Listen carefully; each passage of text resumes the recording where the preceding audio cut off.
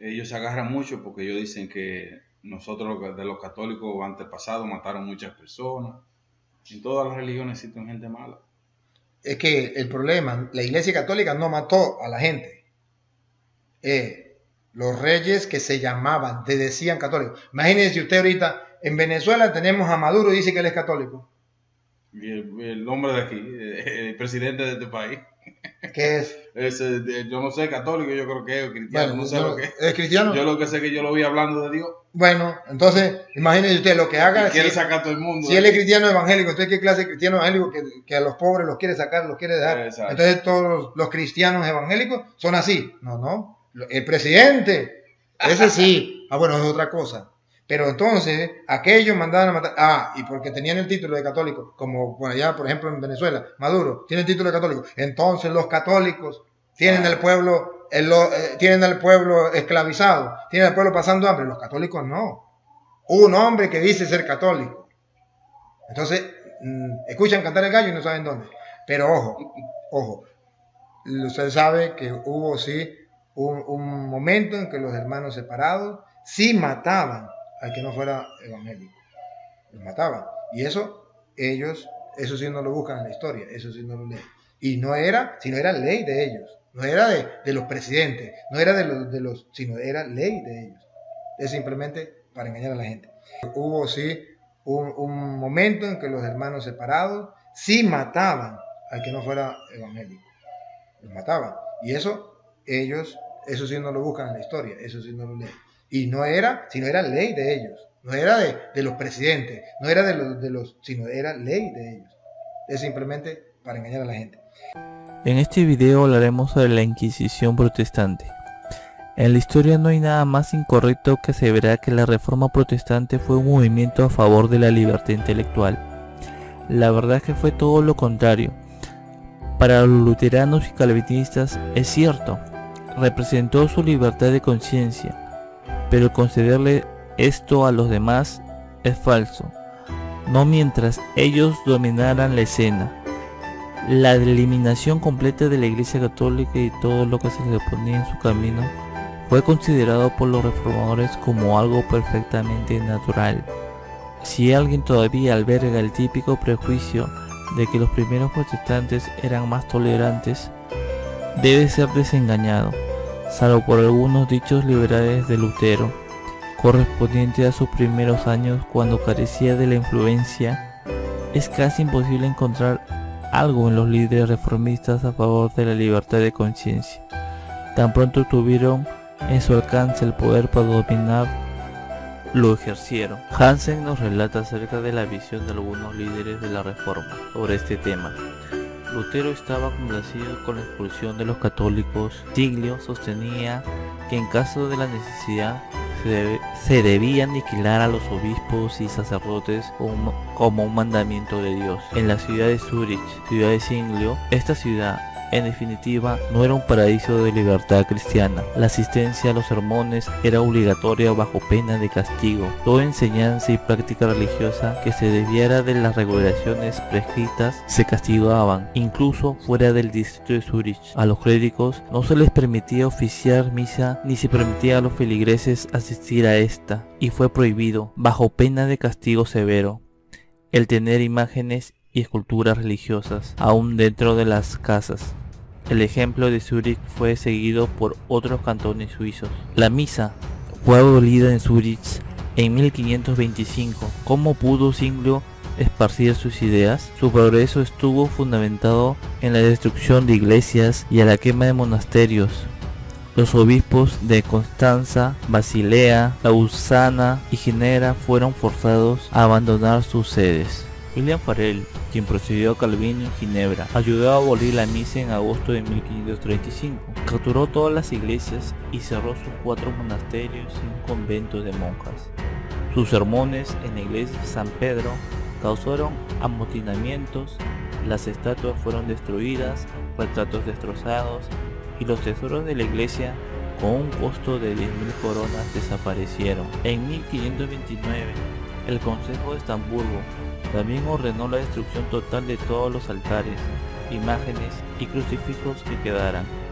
Muchas iglesias y conventos fueron destruidos. Acontecimientos similares sucedieron en Frankfurt. En la ciudad de Lutero, en el territorio de la Sajonia, se había instituido la expulsión de católicos en 1527. En Constanza, el 10 de marzo de 1528, la fe católica fue prohibida por el completo por el Consejo. No hay derecho más allá de los establecidos en el Evangelio, como es entendido hoy. Los altares fueron destruidos, los órganos fueron removidos por considerarlos obras de idolatría. Los tesoros de la iglesia fueron enviados a las arcas del gobierno. En Escocia, John Knox y sus seguidores aprobaron la siguiente legislación: fue prohibida la misa así como asistir a esta, bajo la pena de perder todos los bienes y el azotamiento si es la primera infracción, para la segunda el destierro, si la tercera la muerte.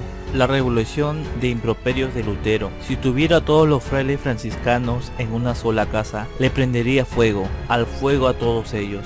Es una obligación de vencer al Papa usando la fuerza. Los poderes espirituales, así como los temporales, tendrán que sucumbir al Evangelio, ya sea por las buenas o por las malas, como se puede ver el ejemplo en la historia bíblica. Siglio también tenía marcadas tendencias militares, había llegado demasiado lejos y declaró que la masacre de obispos era necesaria para el establecimiento del Evangelio purificado. En 4 de mayo de 1528 escribió: los obispos no desistirán a su fraude hasta que el segundo Elías aparezca y una lluvia de espadas caiga sobre ellos. Es más prudente arrancarte un ojo útil que dejar el cuerpo sujeto a la corrupción. Para citar algunos ejemplos más, se cita fuentes católicas como protestantes. Se recuerda la masacre de los monjes de abadía de Bernardo Bremen, cuyos monjes fueron asesinados, desollados y se les echó sal en la carne viva, siendo después colgados de campanario por turbas protestantes en el siglo XVI. El ahorcamiento de 6 monjes cartujos y del obispo de Rochester en Inglaterra, protestante, en 1535. La quema de miles de católicos y anabaptistas por Enrique VIII en el siglo XVI, siendo su hija la que heredó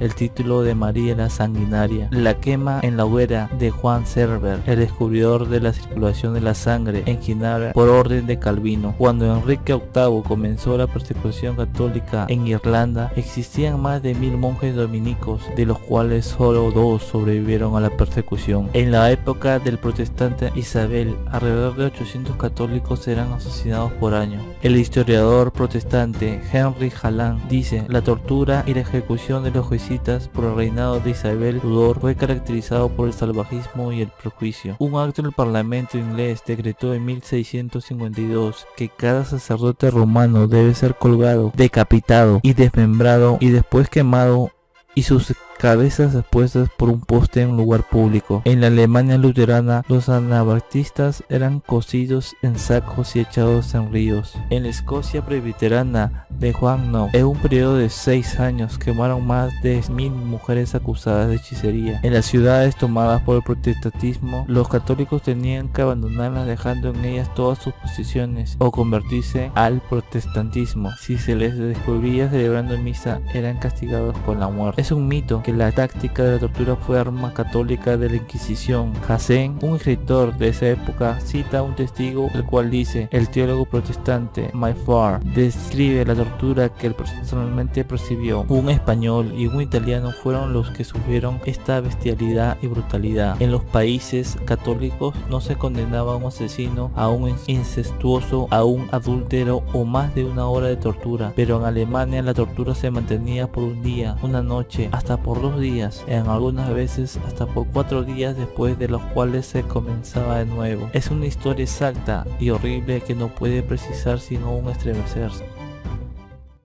Aquí estoy tan silencioso, esperando el encuentro, anhelando tu canción.